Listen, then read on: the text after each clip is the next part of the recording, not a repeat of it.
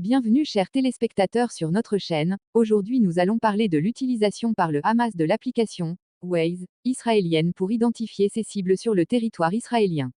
Mais avant de commencer, n'oubliez pas de nous soutenir en commentant, en vous abonnant, en partageant et en mettant un like. Le site Calcalist en hébreu a évoqué la possibilité que les factions du Hamas sur différents fronts utilisent le programme de carte israélien, Waze, pour identifier leurs cibles sur le territoire israélien.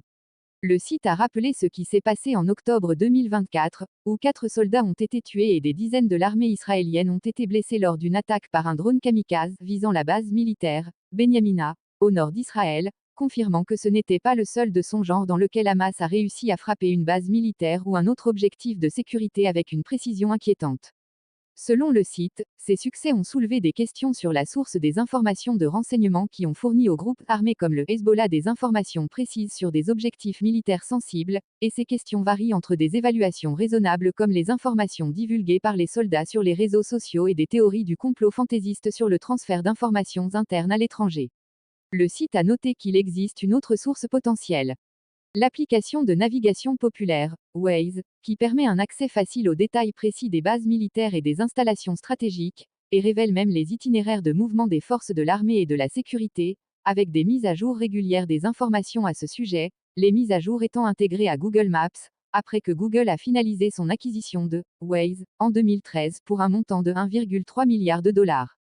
Le site a déclaré, il n'y a aucun moyen de savoir si les organisations armées utilisent ces informations, mais il est également impossible de dire avec certitude que ces informations ne leur parviennent pas pour être utilisées contre nous.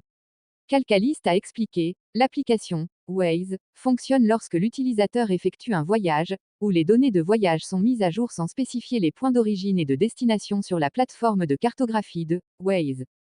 Si le voyage se fait sur un itinéraire non répertorié sur la carte, par exemple, un itinéraire de patrouille de l'armée israélienne, ou se termine à une destination non répertoriée dans le système, les éditeurs de cartes peuvent mettre à jour la carte et marquer de nouvelles routes ou sites de colonisation, parfois ils le font de leur propre initiative, et parfois en réponse aux utilisateurs qui demandent des mises à jour des détails dans le système, ajoute le site.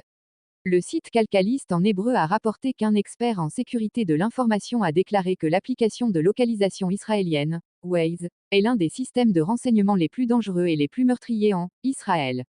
L'expert a indiqué que l'application pourrait aider les factions palestiniennes armées à identifier des cibles en Israël, à révéler les emplacements des bases militaires et même à suivre le mouvement des forces militaires et de sécurité israéliennes en temps réel.